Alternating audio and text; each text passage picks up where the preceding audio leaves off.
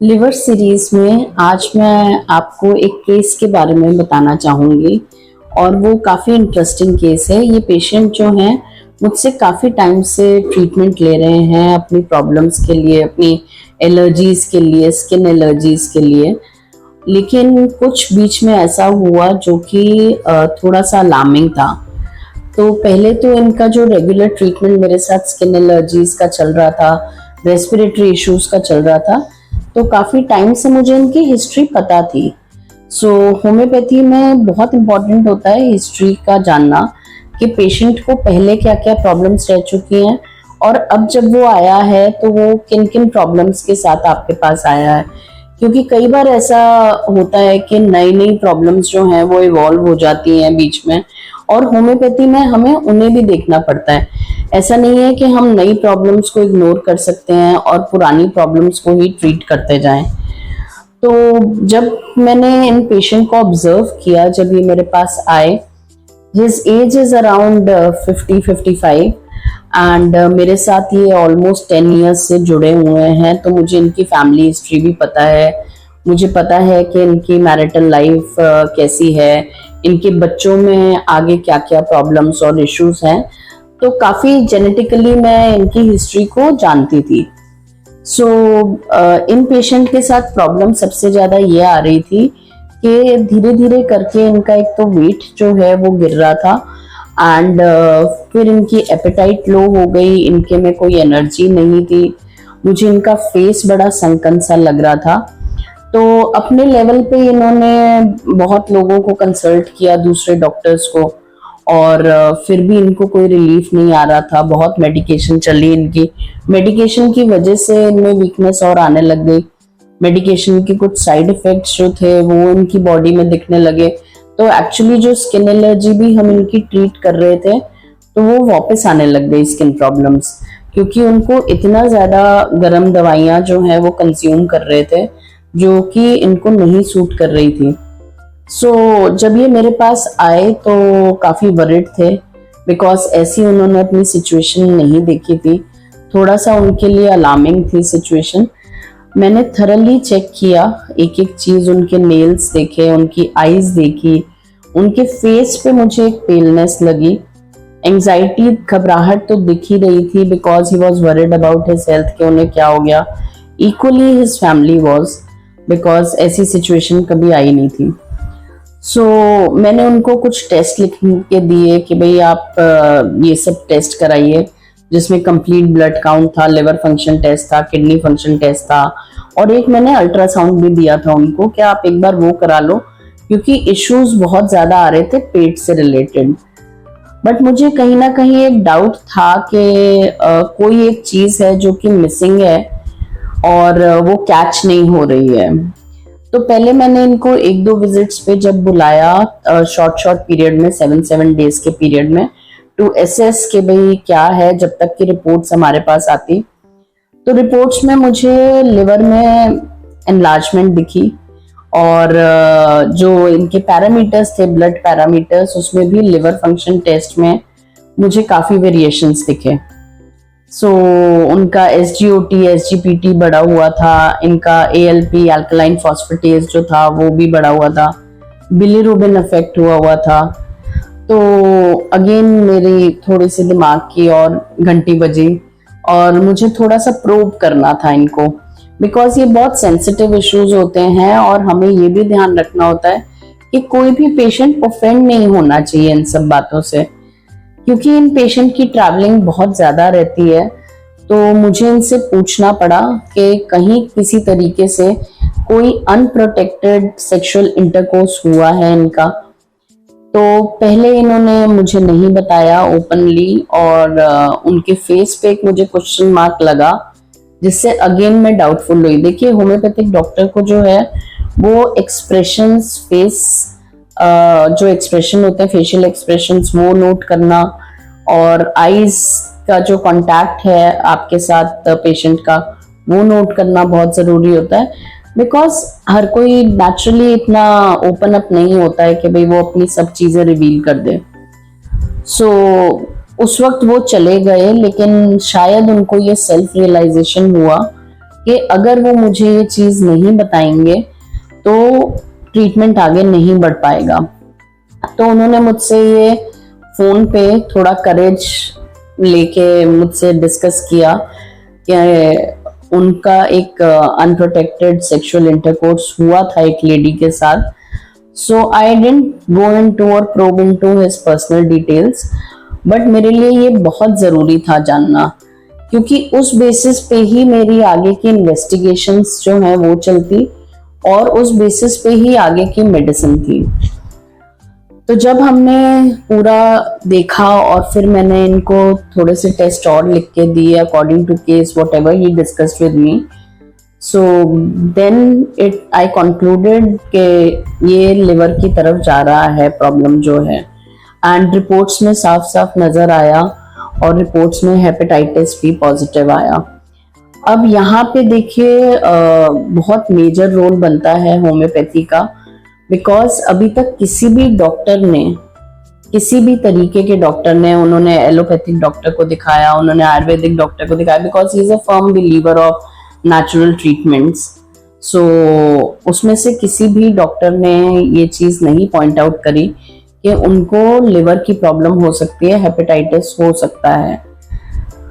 तो क्योंकि उनको इतने टाइम से मैं और उनकी फैमिली को जानती हूँ, तो ये भी मेरे लिए थोड़ा शॉकिंग था कि इस तरीके का जो वायरस है वो उनको अफेक्ट कर गया।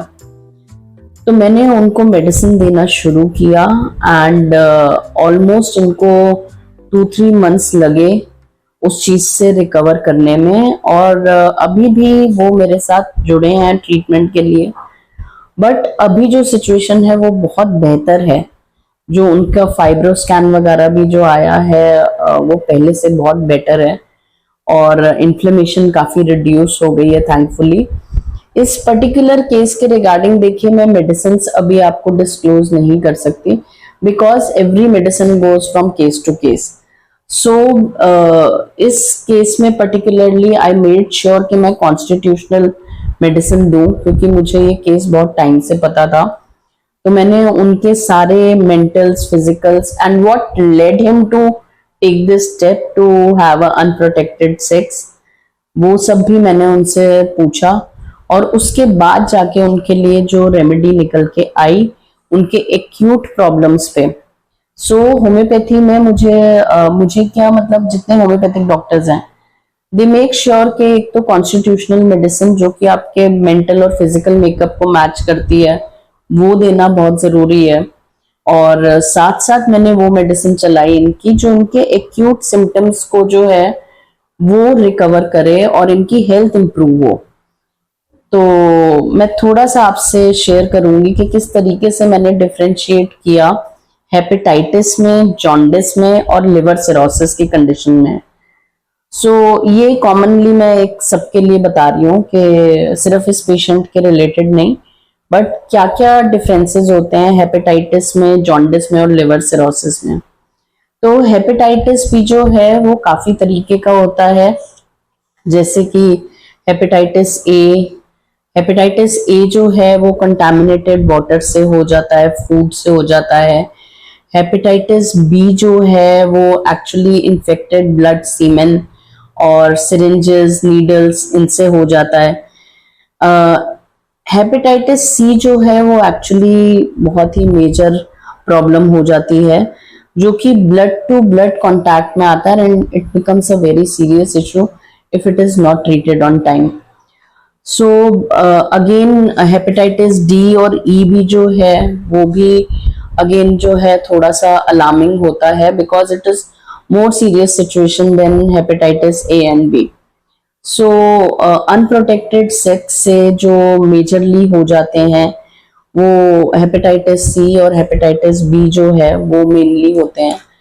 सो हेपेटाइटिस में मेजरली जो देखा गया है दैट इज इन्फ्लेमेशन, लिवर की इन्फ्लेमेशन होती है। Hepatitis itself says that is inflammation of the liver and it is caused due to viral infections. So toxins, alcohol, ये तो हेपेटाइटिस लेके आती है। कोई ऑटो इम्यून कंडीशंस भी हो सकती हैं जिसकी वजह से, या जेनेटिक कंडीशंस हो सकती हैं जिसकी वजह से हेपेटाइटिस कैरी हो जाता है। सो फटीग फील होती है पेशेंट को। फटीग मीन्स बहुत ज्यादा थकान, दिमाग और शरीर जो है वो बहुत ही थका थका रहता है। आंखों में एक येलो कलर जो है, ये वाइट पार्ट हमारा आईज का जो है स्क्लेरा, ये थोड़ा येलो दिखना शुरू हो जाता है। एंड इवन स्किन जो है वो पेल होनी शुरू हो जाती है। यूरिन जो है, यूरिन काफी येलो दिखना शुरू हो जाता है। भूख जो है वो काफी ज्यादा कम हो जाती है, खाने का मन ही नहीं करता। इवन जो उनके पसंद के अगर आप कोई भी खाना बना दोगे तो वो भी उनको जो है मन नहीं करेगा खाने का। So next comes the liver cirrhosis. Liver cirrhosis जो कंडीशन होती है वो एक्चुअली एक तरह से लिवर बिल्कुल आपका खत्म है। सो लिवर सिरोसिस तो बिल्कुल ही एंड स्टेज हो गई लिवर में हर एक प्रॉब्लम्स की। बिल्कुल ही लेट स्टेज जो होती है लिवर डिसऑर्डर्स में, वो जो है वो लिवर सिरोसिस कहलाती है। कि सड़ना, एक अनहेल्दी लिवर और एक सड़े हुए लिवर में बहुत फर्क होता है। सो इसकी कॉजेज होते हैं क्रॉनिक अल्कोहल। जो लोग बहुत ज्यादा अल्कोहल लेते हैं कि उसकी कोई लिमिट ही नहीं है, उनमें लिवर सिरोसिस बहुत ज्यादा देखा गया है। और जिनको क्रॉनिक हेपेटाइटिस बी हो जाता है और सी हो जाता है, जैसे मैंने आपको बताया कि ये दो मेजर हेपेटाइटिस तो बहुत ही डेंजरस होते हैं। सो उसकी वजह से भी धीरे धीरे जो है वो लिवर जो है वो सड़ने लग जाता है। सो सिरोसिस की कंडीशन आ जाती है। और अनहेल्दी लिवर अगर टाइम से नहीं ट्रीट किया गया, उसकी टिश्यूज जो है, उसकी स्कारिंग जो है वो कम अगर नहीं हुई, जैसे फैटी लिवर है, फैटी लिवर में कितनी स्कारिंग हो रही है। फैटी लिवर की भी स्टेजेस होती हैं, grade 1 fatty liver, grade 2, grade 3। तो जब ग्रेड 3 फैटी लिवर हो जाता है तो उसके बाद स्कारिंग होनी शुरू हो जाती है लिवर की, और लिवर जो है वो बहुत ही अनहेल्दी कंडीशन में पहुंच जाता है कि जहां लिवर जो है वो हेल्प भी नहीं कर पाता रेड ब्लड सेल्स बनाने के लिए। देखिए, रेड ब्लड सेल्स वैसे बोन मैरो में बनते हैं, लेकिन हमारी जो फीटल लाइफ होती है, अर्ली स्टेजेस ऑफ जो हमारे बर्थ के होते हैं, उसमें लिवर जो है बहुत हेल्प करता है रेड ब्लड सेल्स बनाने के लिए। एंड लेटर स्टेजेस में रिन्यूअल ऑफ जो आरबीसीज होता है, regeneration of red blood cells जो है, उसमें लिवर का बहुत ही ज्यादा रोल आता है। तो इसीलिए जब भी आप देखेंगे कि लिवर इफेक्ट होता है तो येलो होना शुरू हो जाता है, eyes yellow, skin yellow, nails yellow, और आपका यूरिन येलो। तो यूरिन कईयों को बिल्कुल लाइट लेमन कलर में भी आता है, बट दैट इज नॉर्मल। जिनका बहुत ही डार्क यूरिन आता है, थोड़ा स्मेली यूरिन भी हो सकता है, दैट इंडिकेट्स कि लिवर की कोई कंडीशन आ रही है। तो उसको बिल्कुल भी इग्नोर ना करें और अपने डॉक्टर से कंसल्ट जरूर करें। और जॉन्डिस, जिसको हम जॉन्डिस भी बोलते हैं, हर एक चीज येलो, तो बाइल पिगमेंट जो है वो इंक्रीज हो जाता है, बिलिरुबिन जो है वो आपका जो है वो डिस्टर्ब हो जाता है, आपको दिखेगा अपनी रिपोर्ट्स में। सो येलोइशनेस होना स्किन में, that is increase levels of bilirubin जो हो जाते हैं, जॉन्डिस की कंडीशन जिसको हम बोलते हैं। कईयों में फीवर भी आ जाता है, कईयों में फीवर नहीं दिखता। कभी बाइल की बहुत ज्यादा ऑब्स्ट्रक्शन हो जाती है तो भी आपकी स्किन, नेल्स, आपकी आईज येलो हो सकती हैं, यूरिन येलो हो सकता है। सो कईयों को शिवरिंग भी देखी गई है। It depends upon case to case. So इसी जगह जो है वो होम्योपैथी का बड़ा रोल आता है कि वो इंडिविजुअलाइज करके केस को, कि कहाँ पे क्या क्या प्रॉब्लम्स आ रही हैं, कहाँ पे पेन रेडिएट हो रहा है। कईयों को लिवर का पेन जो है वो राइट टू लेफ्ट ही जाता है एब्डोमेन में, कईयों को राइट एब्डोमिनल पेन होके पीछे शोल्डर ब्लेड में जाता है। तो ये सारी चीजें जो हैं वो रेमेडीज को डिफरेंशिएट करती हैं। अगर आपने हमारे पिछले वीडियोस मिस कर दिए हैं तो प्लीज आप जरूर जाके देखिए, उसमें मैंने 3 मेजर रेमेडीज लिवर की जो हैं वो डिस्कस करी हैं, आपको अवेयर कराने के लिए कि किस तरीके से होम्योपैथिक रेमेडीज जो हैं वो डिफरेंशिएट की जा सकती हैं ऑन बेसिस ऑफ सिम्टम्स। सो इस पेशेंट इन पर्टिकुलर, इस पेशेंट का मैं आपको ये कह सकती हूँ कि with due course of treatment, and उन्होंने खुद भी बहुत एफर्ट्स किए हैं अपने ऊपर, बाहर का जंक फूड वगैरह उन्होंने कम किया, और साथ साथ जो मैं ट्रीटमेंट देती गई वो ले रहे थे। फिर अगेन उन्होंने एक लिवर एक्सपर्ट को भी दिखाया, तो लिवर एक्सपर्ट ने भी थैंकफुली होम्योपैथी स्टॉप करने के लिए नहीं बोली उनको। उन्होंने बोला कि वो ट्रीटमेंट आपको आराम दे रहा है, आप उसको लेते रहिए। मैंने उनको फिर गाइड किया कि जो वो ट्रीटमेंट दे रहे हैं उसमें और होम्योपैथी में 1 आवर का गैप दे दीजिए, ताकि एक इक्वल सपोर्ट मिल सके। देखिए, कई बार एलोपैथिक एक बुरी पैथी नहीं है, बट जहाँ पे जरूरी है ट्रीटमेंट की वहां पे आप ले सकते हैं, but not on a longer run. Steroids जो हैं और लॉन्ग टर्म एंटीबायोटिक्स जो हैं वो नुकसान कर सकती हैं। तो एक्चुअली इन डॉक्टर ने उनको जो है एक स्पेसिफिक टाइम पीरियड के लिए ही बोला कि ये मेडिसिन ले लो आप, और होम्योपैथी मत स्टॉप करो, होम्योपैथी चलने दो। सो थैंकफुली वो बहुत बड़ा सपोर्ट भी था, क्योंकि कई बार क्या होता है कि डॉक्टर्स के कहने पे आके पेशेंट्स जो हैं वो फिर दूसरी मेडिसिन स्टॉप कर देते हैं। इस पेशेंट का खुद का बहुत बिलीफ था, क्योंकि डायग्नोज नहीं हो रहा था, और होम्योपैथी के थ्रू होम्योपैथिक डॉक्टर के पास आने के बाद उनका सही डायग्नोसिस हो पाया। और जो चीजें उन्होंने रिवील करी मुझे, मैं उसके बेसिस पे आप सबको यही बोलना चाहूंगी कि प्लीज किसी तरीके का 2 चीजें ध्यान रखना बहुत जरूरी है। एक तो बाहर का junk food, uncovered food, packed food जो है, जो कि बहुत ही पुराना हो जाता है, स्टेल हो जाता है, शेल्फ लाइफ जिसकी खत्म हो चुकी होती है, वो सब चीजें ना लें। कई बार हमने देखा है कि मॉनसून के सीजन में ये जो जितना स्ट्रीट फूड होता है या जो वेंडर्स होते हैं वो नहीं ध्यान रखते पानी वगैरह का। आप मिनरल वाटर बॉटल तो लेके पी लोगे पानी, बट वो जिस चीज में खाना बना रहे हैं आपको नहीं पता कि वो कितना कंटामिनेटेड वाटर हो सकता है, और वो आपको जाके आपके लिवर पे हार्म कर सकता है। सो प्लीज बाहर का खाना पीना अवॉइड करिए, खासकर रेनी सीजन में। एंड मैं स्पेसिफिकली बोलूंगी, जो लोग ट्रैवल करते हैं, if they have unprotected sex या प्रोफेशनल्स के पास विजिट करते हैं, तो there is a major risk of carrying a virus. So it is not only AIDS, बहुत सारे ऐसे सेक्सुअली ट्रांसमिटेड डिजीजेस, वायरसेस होते हैं जो आप कैरी कर सकते हैं। और गॉड फॉरबिड अगर आपका फिर उसके बाद अपने पार्टनर के साथ जो सेक्सुअल इंटरकोर्स होता है और वो भी अनप्रोटेक्टेड ही रहता है, तो आपके थ्रू उनको भी जो है वो उस चीज का सामना करना पड़ सकता है। उनके भी हेल्थ प्रॉब्लम्स पे इफेक्ट आ सकता है, उनका लिवर डैमेज हो सकता है, और जितने ये वायरस होते हैं जो सेक्सुअली ट्रांसमिटेड होते हैं वो बहुत मेजर प्रॉब्लम्स लेके आ सकते हैं आपके प्राइवेट पार्ट्स पे। सो इन सब चीज़ों का आपको ध्यान रखना बहुत ज़रूरी है। और होम्योपैथिक ट्रीटमेंट जो है वो आपको बहुत ज़्यादा हेल्प करेगा।